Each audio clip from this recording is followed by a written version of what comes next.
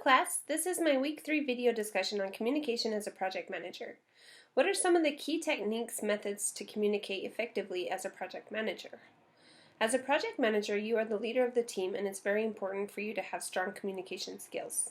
There are 3 major categories for effective types of communication. Interactive communications, where several people take turns communicating, which is effective when you need immediate feedback or to involve others on decisions, problems, or discussions. Push communications, which is usually no follow-up is needed. You just need to get a communication out to the team. This is often in the form of an email or meeting minutes to make sure the communication happened and was documented. Or pull communications, where a large group of people may be involved. This is a type of communication. This can often be the form of a PowerPoint presentation, training, or an instructional video. This type of communication should be readily available for members of the team to reference the information if needed at a later time. What are some do's and don'ts as a project manager when communicating with project teams and stakeholders? A project manager should have the following 8 traits to be an effective project manager. Effective communication skills. The do would be is important for a project manager to be able to communicate with the team members and stakeholders. And a don't would be to forget to involve a stakeholder or important milestones or any issues that arise. Systems thinking. The do would be for the project manager needs to see the whole overall project and how each piece intertwines with the project to produce outcomes such as budgets and planning. In order to succeed, the interactions need to work together instead of individually. The don't would be to be closed-minded and only focus on small pieces of the project. Personal integrity is number 3. A project manager has to have a clear understanding of themselves, what they stand for, and how to behave professionally. A don't would be to make excuses, just this once thinking, kind of thinking. Number 4 is proactivity. A project manager should take action on an issue before it even happens or stop an issue when it's small and more manageable. A don't would be to ignore problems. Number 5 is high emotional intelligence is needed to be successful. A successful project manager and the ability to control emotions to communicate constructively with others even when things feel out of control. A don't would be not to let your emotions take over your actions.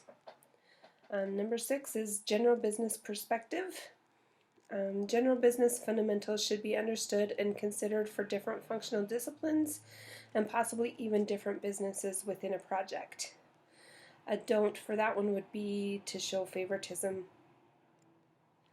Number 7 is effective time management. Time needs to be managed efficiently to ensure all needed interactions are maintained.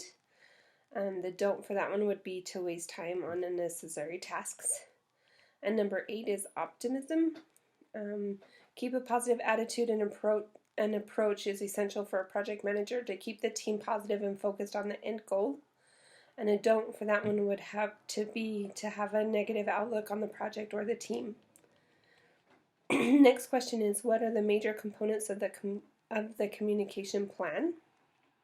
There are 5 critical components of a communication plan. The first one is to map the preferences of stakeholders and possible conflicts. It's important to understand the stakeholders' position and needs since they are the drive of the project. The second is to create procedures that are used for the whole organization, including instructions, and will be the same every time.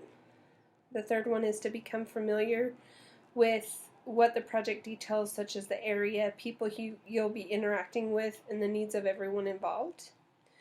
Number 4 is to transfer the information. What reports or documents will be needed, decide how will the learned information be transferred to others. And number 5 is to take project details into account. Details such as budget, resources, and objectives are broken down and a plan is created on how to approach the project. Next question is, why is the communication plan vital for project success? Excuse me.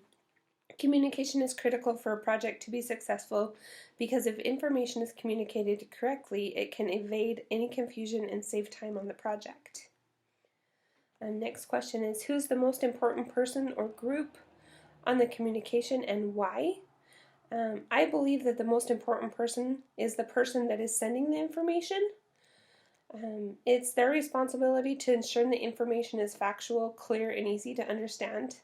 They need to make sure they know who their audience is. The messages they're sending are clear and concise, and they offer the option for questions to be asked or any other input from others. Thank you. Have a good night.